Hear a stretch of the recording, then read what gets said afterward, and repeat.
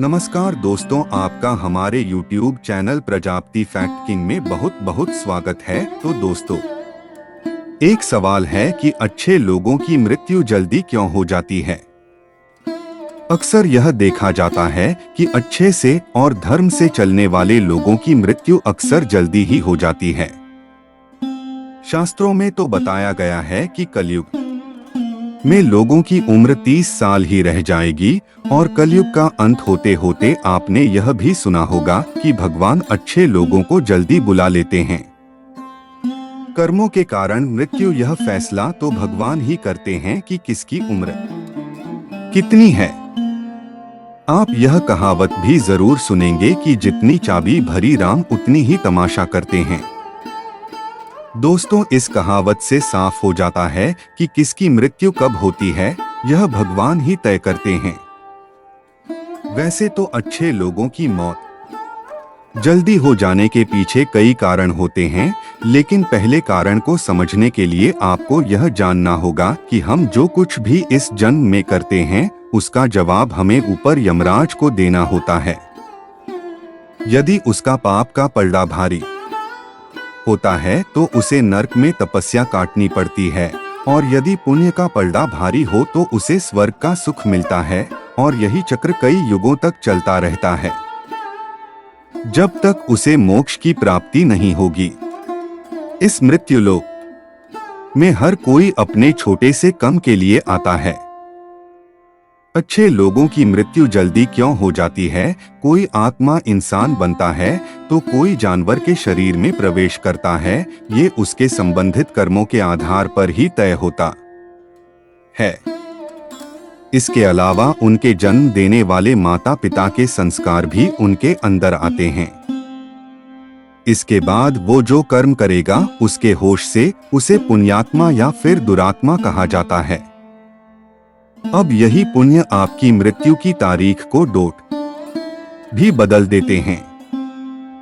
जिस तरह से एक जज जेल में रहने वाले कैदी के व्यवहार को देखकर उसकी सजा कम कर देता है, ठीक उसी तरह भगवान भी देखते हैं कि इंसान मौत में जाने के बाद अच्छा कर्म कर रहा है और उसे अपने किए की सजा मिली है, और जब उन्हें लगता है कि अब उसे मृत्यु लोक में नहीं रहना चाहिए, तब वह उसे बुला रहे हैं। अच्छे लोग अपने पाप का फल जल्दी ही काट लेते हैं। भगवान के विधान के अनुसार प्रत्येक व्यक्ति को केवल इतना ही दंड दिया जाना चाहिए जितना कि पाप किया जाता है। अब क्योंकि अच्छे लोगों के पाप कर्म बुरे लोगों के पाप कर्मों की तुलना में अधिक होते हैं, इसलिए अच्छे लोग अपने पापों का फल जल्दी ही कम लेते हैं। हिंदू धर्म की मान्यता है कि भगवान हर अच्छे व्यक्ति को किसी न किसी उद्देश्य के साथ मृत्युलोक में मान्यता देते हैं, और भगवान का अपना अवतार लक्ष्यों में शामिल होता है। इसीलिए जब वो उद्देश्य जल्दी हो जाते हैं, तब भगवान उन्हें वापस बुला लेते हैं। अच्छे लोगों की मौत उनके अच्छे कर्मों पर ही लगातार करती है। इसके अलावा आपको ये भी बताते हैं कि जो लोग ये कहते हैं कि मरने के बाद इंसान खाली हाथ जाता है, उन्हें जान लेना चाहिए कि 3 चीजें ऐसी हैं जो मरने के बाद भी उनके साथ जाती हैं। एक है विशिष्ट कर्म, दूसरा है स्मृति और तीसरा है जागृत। इसीलिए अब आप किसी से ये मत कहना कि आप खाली हाथ आए थे और खाली हाथ छोड़ देंगे। मानव जीवन का उद्देश्य इसकी वजह है मनुष्य में सत्य एवं असत्य का विवेकी हमारी बुद्धि का होना। लेकिन इस धरती पर हम दुनियादारी के चक्र में कुछ इस तरह फंस जाते हैं कि हमारी बौद्धिक सीमा में ही सिमट कर रह जाती है। हम सब कुछ अंतर्निहित सुखों को ही मानक सब कुछ मानते हैं। यही गलती हम कर जाते हैं, क्योंकि इसके बावजूद कोई भी व्यक्ति यह दावा नहीं करता कि वह पूरी तरह से सुखी है। सच्चाई यह है कि हमें सामान्य मानव जीवन के उद्देश्य का पर्दाफाश करने के लिए निरंतर प्रयास करते रहना चाहिए। यह सच है कि आपके और आपके परिवार के भरण पोषण की जिम्मेदारी हमारी है, और हमें इसे हर हाल में निभाना चाहिए। लेकिन क्या आप यह समझ पाते हैं कि आप कितने दिनों तक या कितने सालों तक इस जगत में बने रहते हैं और आपकी मंजिल बन जाती है? तो इन कार्ड के उत्तर में ज्यादातर लोग यही कहते हैं कि पता नहीं, ऐसे लोग बड़े ही अजीब होते हैं। वो यात्रा तो कर रहे हैं पर यात्रा के संबंध में उन्हें कुछ जानकारी नहीं होती। क्या आपने कभी एकांत में यह सोचा है कि आपका यह मानव जीवन क्यों मिला है? तो दोस्तों, महाभारत में युधिष्ठिर महाराज के एक प्रश्न के उत्तर में भीष्म पितामह ने कहा था कि किसी से बढ़कर कोई भी जीव नहीं है। आपको यह जानकर आश्चर्य होगा कि 84 लाख योनियों के बाद हम मनुष्य जीवन से मिलते हैं और संसार के सभी प्राणियों में मनुष्य ही सबसे श्रेष्ठ है।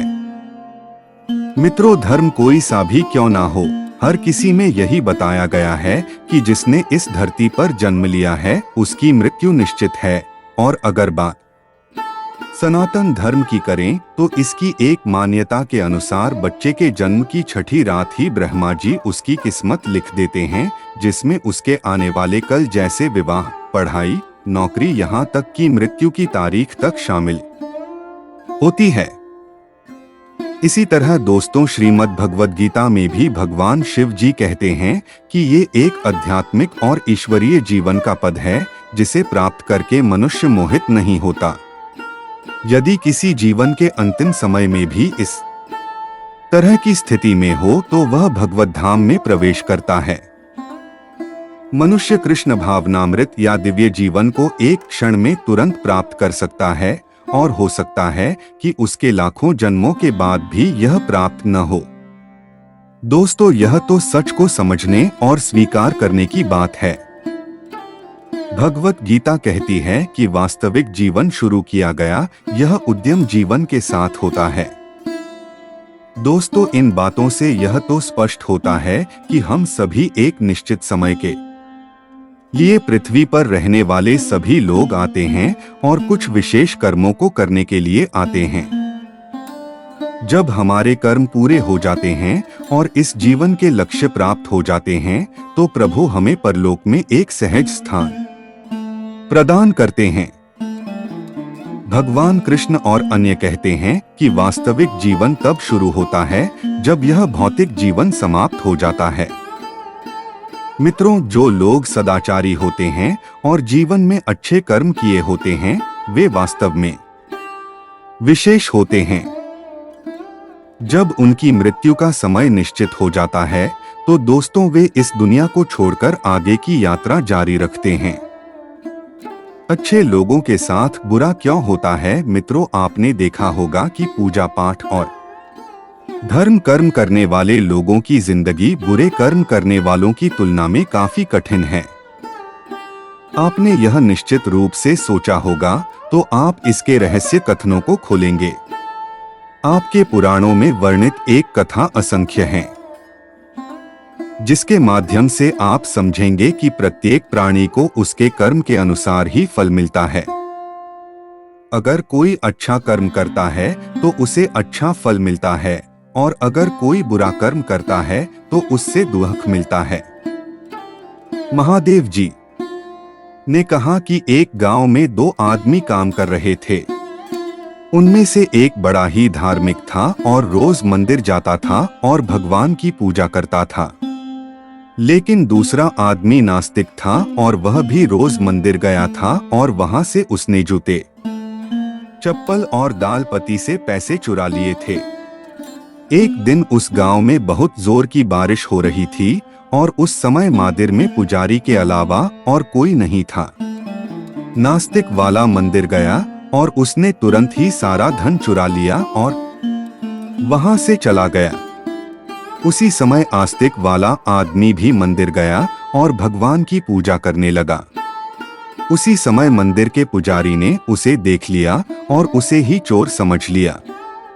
गांव के बाकी लोग भी आ गए और बचकर निकल गए। रास्ते में वह एक बार टकराया और घायल हो गया। आस्तिक व्यक्ति को वह व्यक्ति मिला जिसने मंदिर में चोरी की थी। करोड़ों कल्प जाने पर भी पाप कर्म का बिना भोगे नाश नहीं होता। कुछ समय बाद दोनों व्यक्तियों की मृत्यु हो गई और वहां आस्तिक व्यक्ति ने यमराज से पूछा कि उसके साथ ऐसा क्यों हुआ। यमराज ने कहा कि जिस दिन तुम पर झूठा आरोप लगाया गया था उस दिन तुम्हारा जीवन समाप्त हो गया था, लेकिन तुम्हारे द्वारा किए गए अच्छे कर्मों के कारण तुम बच गए। यमराज ने कहा कि दूसरी ओर किसी व्यक्ति के भाग्य में एक राजा बनना लिखा था, लेकिन उके से पाप कर्मों के कारण वह एक मामूली चोर बना रहा। मित्रों, दूसरे और शास्त्रों में यह भी बताया गया है कि करों कल्प अनुमान जाने पर भी पाप कर्म का बिना भोगे नाश नहीं होता। इसलिए जो व्यक्ति पाप करता है वह हो सकता है कि आज खुश हो, लेकिन उसे अपने पाप का फल कभी नहीं तो कभी छोटा नहीं मानता। इसी तरह से एक कहानी यह भी है कि एक बहुत ही ज्यादा पापी व्यक्ति एक रास्ते से जा रहा था और वहां बहुत सारा सोना मिल गया, और जब उसी रास्ते से एक अच्छा और धर्मात्मा व्यक्ति जा रहा था जिसे कांटा लग गया और वह जोर से जमीन पर गिर गया। वहां के कुछ लोगों ने सोचा कि यह तो बड़ा गलत हो गया और फिर वे दोनों आदमियों का चक्कर ले गए एक पंडित को दिखाई दिए। पंडित जी ने बताया कि वह जो पापी व्यक्ति है उसकी नियति में राजा बना था, लेकिन उसके द्वारा पाप के कारण उसे इतना सोना ही केवल मिल पाया है। दूसरी ओर भले ही किसी भी धर्मात्मा के जीवन का आज आखिरी दिन था, लेकिन उसके द्वारा अच्छे कर्म किए गए, क्योंकि उसे केवल एक कांटा ही लगा और वह बच गया। क्या अच्छे कर्म करके बुरे कर्मों के फल से बचा जा सकता है? शास्त्रों में बताया गया है कि व्यक्ति को अपने अच्छे और बुरे कर्मों के फल अवश्य ही पढ़ने वाले होते हैं। अच्छा कर्म करने से अच्छा फल मिलता है और बुरा कर्म करने से बुरा फल मिलता है। हमें अच्छे और बुरे दोनों कर्मों के फल भोगने वाले हैं।